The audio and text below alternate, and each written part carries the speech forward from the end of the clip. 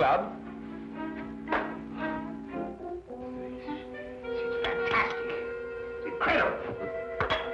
Watson, my dear fellow.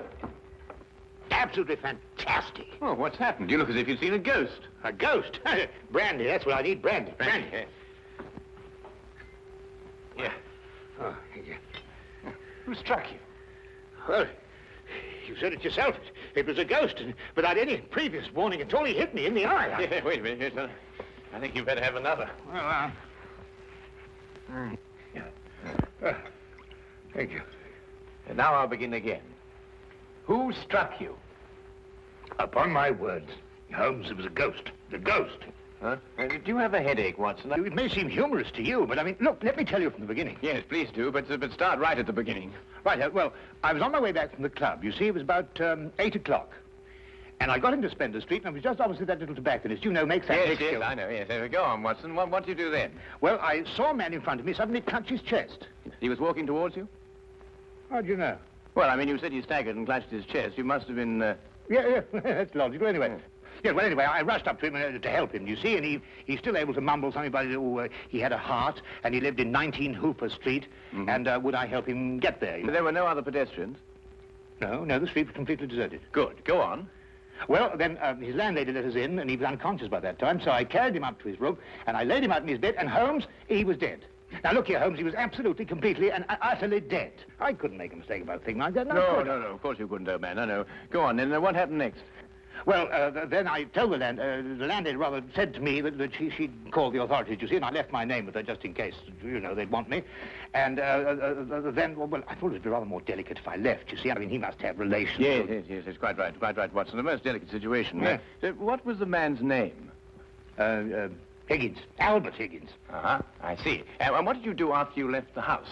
Well, you see, it had been a bit of an effort, you know, carrying him up like that, so I got down the stairs and popped across the road into a pub and had a pint. Yeah. And then I started off back to the flat, you see. Well, I just turned the corner into Spender Street, and there was Higgins, Albert Higgins? Yeah, just face to face with me. He really was large as life. We stood looking at each other for a minute, then he lashed out and hit me in the eye. And then really, Holmes, he vanished.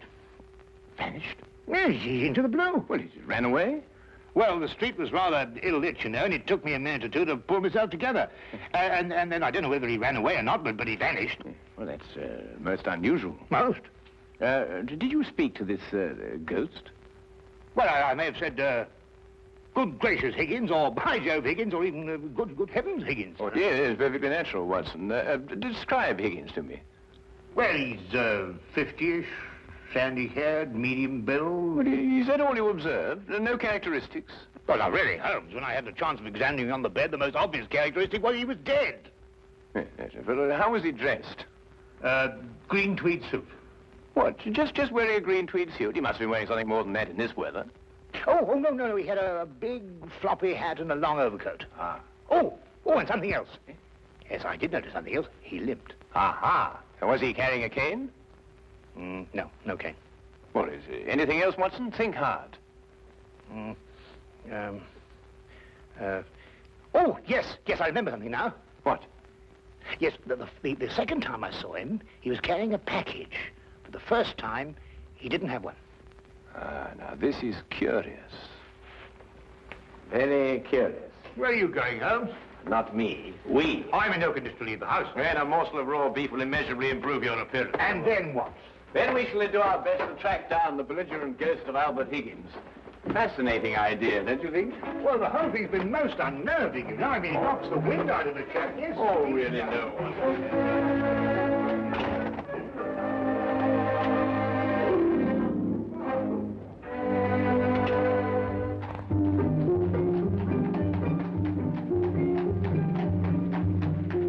He was also a rather flamboyant character by the wide, rakish brim. I see he was an artist, too.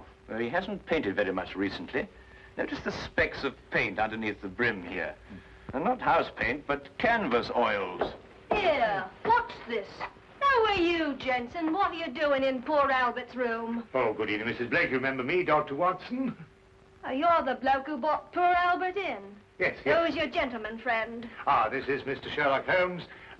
Mrs. Maggie Blake, the landlady. Pleased to meet you, I'm sure, Mr. Holmes. Oh, poor old Albert. He was proper fond of life, Albert was. He wouldn't have popped off if he'd had his way. Oh, few of us would, madam. I was around to the local having me good-night pint. And grieving for poor old Albert. He would have wanted a proper send-off with a pint of mild and bitter, Albert would. No doubt he would, madam. The body, I see, has been removed by the authorities. Oh, poor old Albert on a slab. Oh. Oh, dear, dear. Have you notified his next of kin, Mrs. Blake? No, he had none. He was all alone. Oh, I see. Where was Mr. Higgins employed, madam? At the Pembroke Museum, right around the corner in Spender Street. It's a picture museum. Albert was a day watchman. A day watchman, you say? Well, what were his working hours? 9 in the morning till 9 in the evening.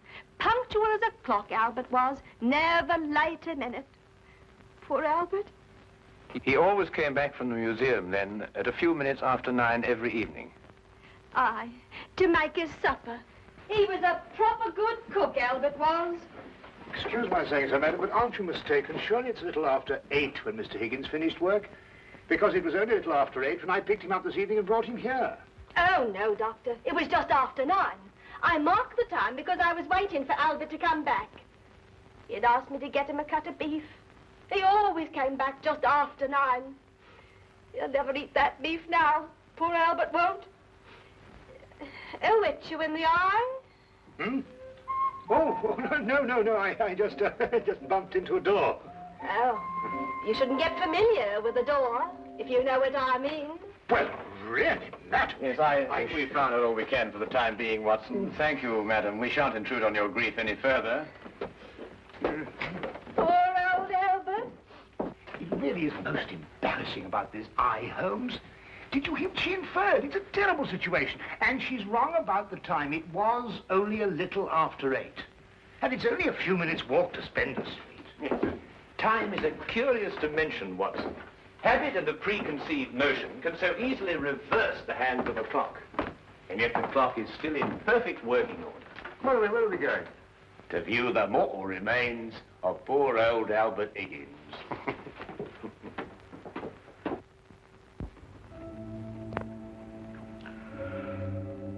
Well, there he is, Mr. Holmes.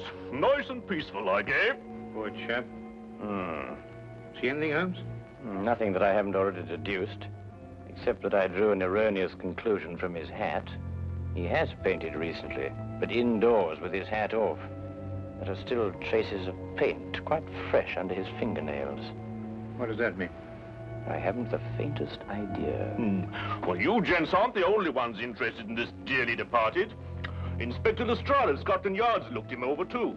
Oh, indeed. Oh, he's still here if you'd like to talk to him. Well, that should be very informative for one or the other, or both of us. I can't understand it, Holmes. I'm absolutely sure this is the man who punched me. I'm positive. But also the one who had the heart attack? Yes, I'm sure of it. One and the same. Well, he's punched his last punch. Where he probably is, they're punching him. Full of holes with pitchforks. Yes, well, I think we've seen and heard enough. Would you like to take us to Inspector Lestrade now, please?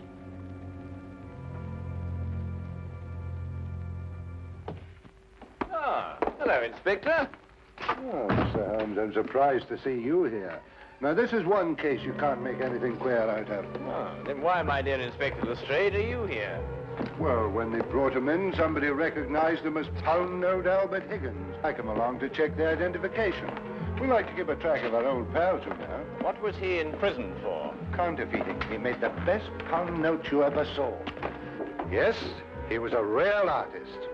Lestrade, there's no doubt as to the cause of death, is there? Oh, sorry, Holmes. Heart failure, no foul play. I understand you were with him in his last moments. Yes, I was with him on the street when he had the attack, and I took him home. There's nothing you could do, I suppose. Nothing. He was dead before I had a chance to do anything. By the way, what time was he brought in? Oh, let me see now. It would be about, yes, here we are. 9:45. Higgins' landlady notified Constable Smithers at 9:30. Smithers had them remove the body in a matter of minutes. Inspector, are you sure it was 9:30 and not 8:30? No, 9:30. It's right here in Smithers' report. Why? Oh, no, it's nothing at all. You're quite sure, Lestrade, there's nothing more to this than a simple case of natural causes? Ah, no, there's no mystery at all. No mystery, Mr. Holmes. Hey, what happened to your eye, Dr. Watson? Oh, I bumped into a door. A door? Oh, well, that's a new one anyway. Was it a pretty door? No, really, Lestrade. That's all right, Watson. I won't tell a soul.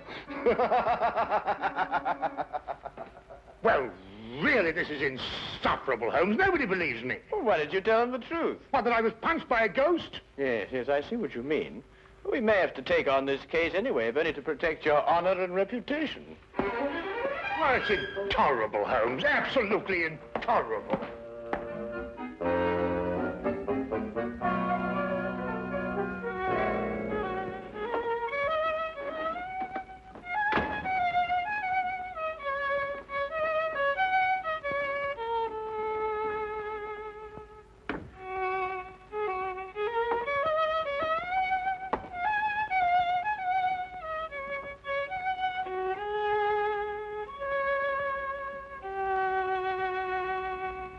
Oh, evening, Watson. Anything wrong? No, nothing. Of course not, everything. Oh, you're sure you're not brooding over last night's affair, are you? Of course I'm not. Don't be so ridiculous. Oh, come on, out with it, man. Well, No, there's nothing to come out with. I don't know what you're talking about. Oh, come on, Watson, there's something on your mind. Well, Gosh, you'd never believe it. Nobody'd believe it. Well? Well, I met Albert Higgins in Spender Street again, tonight. And he punched you again? He pulled my nose! Really? Very, very interesting, Watson.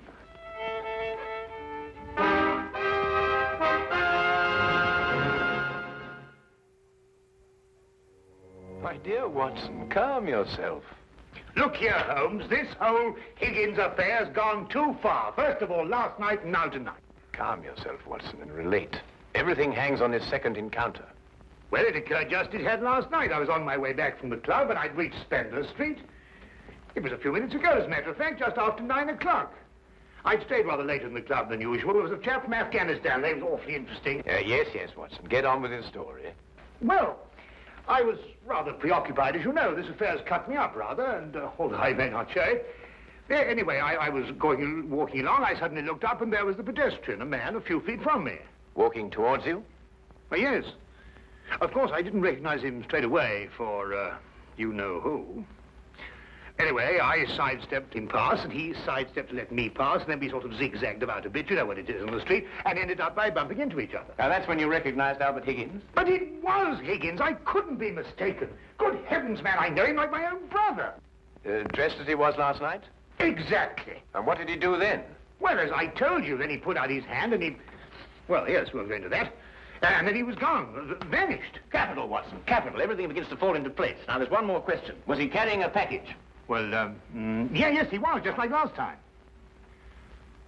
I say, Holmes, do you believe, What? Supernatural? Ghosts, do you mean? It sounds silly, I know, but, Higgins did die of a heart attack. There was no foul play. No foul play? Why, the whole affair reeks of foul play. I can tell you, Watson, I haven't been idle today. Do you know that the Pembroke Museum is showing a collection of paintings on loan from the Italian government, and that included amongst those paintings is Leonardo da Vinci's Moonlight Madonna? Well, I did read something about it in the paper. What's that got to do with Albert Higgins? Well, we must now pay a visit to the good inspector and inform him that if the ghost of Albert Higgins hadn't struck you in the eye... And pulled my nose. And pulled your nose, I would never have suspected the Moonlight Madonna would be stolen from the museum. What? Well, it's quite obvious, isn't it? Well, of course.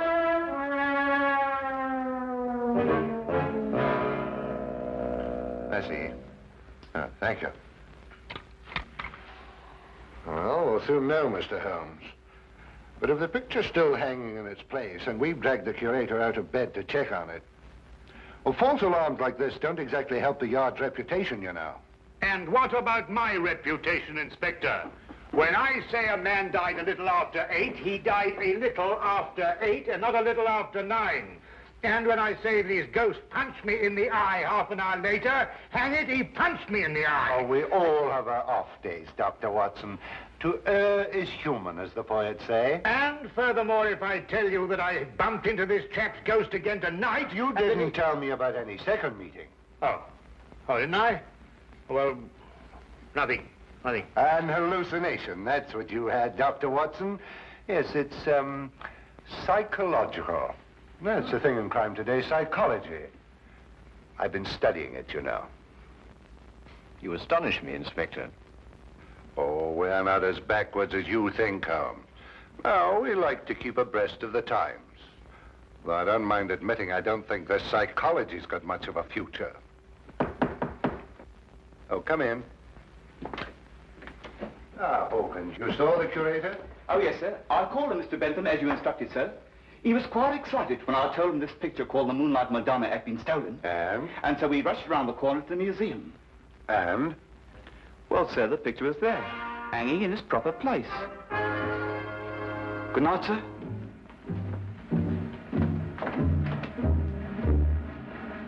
Well, there you are, Holmes. As I said to Dr. Watson, to err is human. Can I give you gentlemen a lift anywhere? Thank you, Inspector. Oh, I think it might be a good idea if we called at the Pembroke Museum on our way. But you heard what Hawkins said.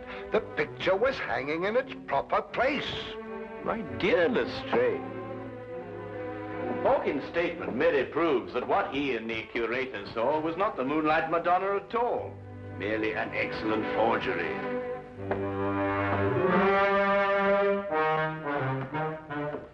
What's he talking about? Art, ghosts, my black eye, and psychology.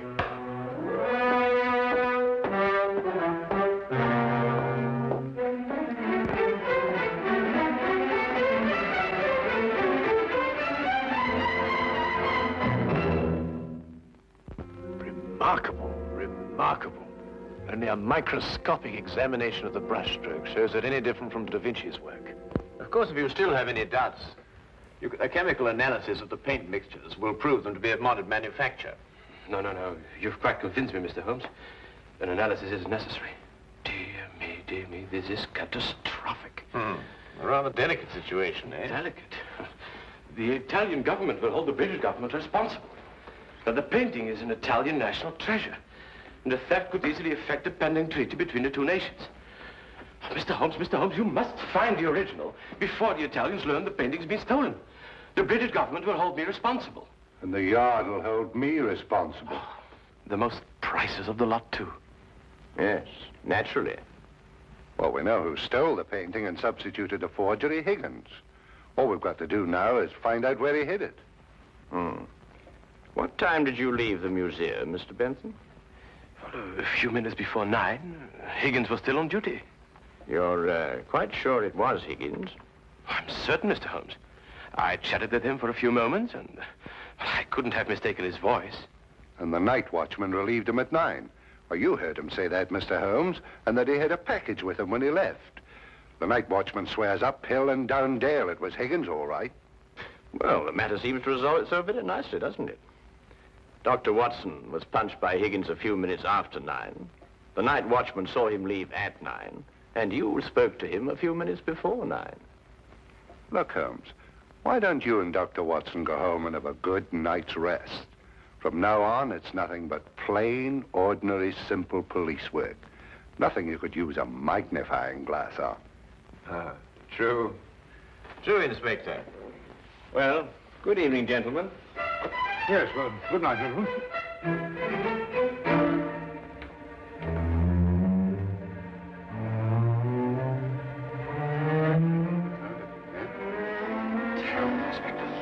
Terrible, Inspector.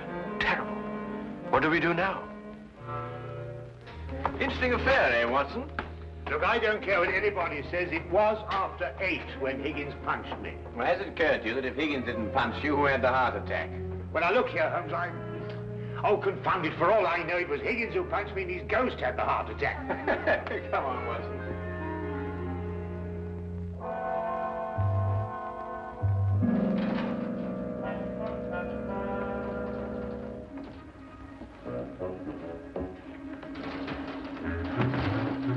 We might have the common decency to tell me what we're breaking into. Shh, whisper. Well, I am whispering. Oh, quiet, Watson. Look here, we broke into the rear of the museum because if so, Holmes, really I don't know what's going to happen to us.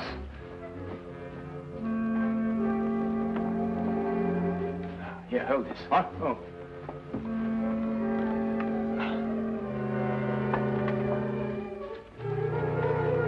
Holmes, this is sheer vandalism. Yes, well, then there must be a bit of a vandal in us all. Holmes, what are you doing? This is wanton destruction. I've never seen anything like this in my life. I forbid you to. I didn't know this side to your character, Holmes. I'm shocked. Ah, just as I thought. Look, Watson. Good heavens, the Moonlight Madonna. Yes, ingenious, isn't it?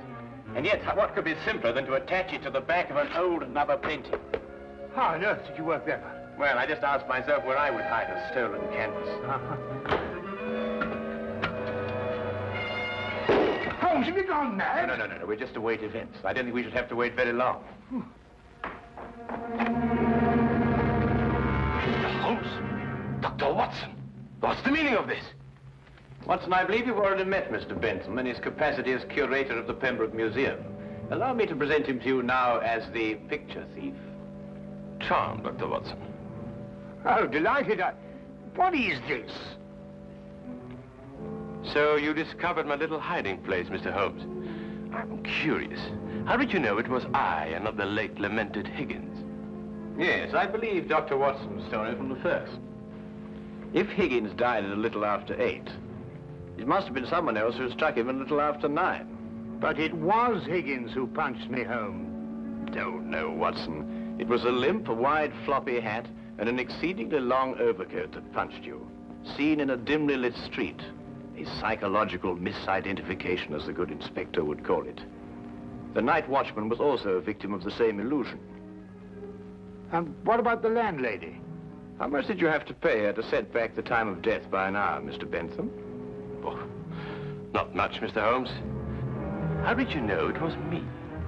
Dr. Watson and the night watchman both identified the 9 o'clock Higgins visually at a distance. Only you pretended to have spoken to him. This meant that either you were lying or Dr. Watson was punched in the eye by a ghost. I believe the simple explanation. You almost make me feel transparent, Mr. Holmes. To anyone who viewed the facts objectively, you were. It's a pity that one crime has to lead to another. Yes, and I think it's a great pity, Holmes, that you broke that vase. Oh, yes. But it's only an imitation. Nonsense, you can't tell me that that sort of work like this is an imitation. Perhaps the pieces can be... Well done, Watson, well done. You know, Holmes, you're going to have to invite him here to catch us. You put us in rather an awkward position. Oh, my dear fellow, I have sublime confidence in your ability to extricate us from any predicament in which my rashness may place us. Might I suggest that you now fetch the good inspector? Yeah, here you are. Yeah. Excuse me. I say, Holmes, Bentham punched me in the eye. Who was it tweaked my nose? Well, my dear old chap, it was absolutely imperative that I make certain that the limp, the hat, and the coat were really capable of fooling you. You? Yes, I regret to say I not only tweaked your nose, but I also pulled your leg. Oh! Why,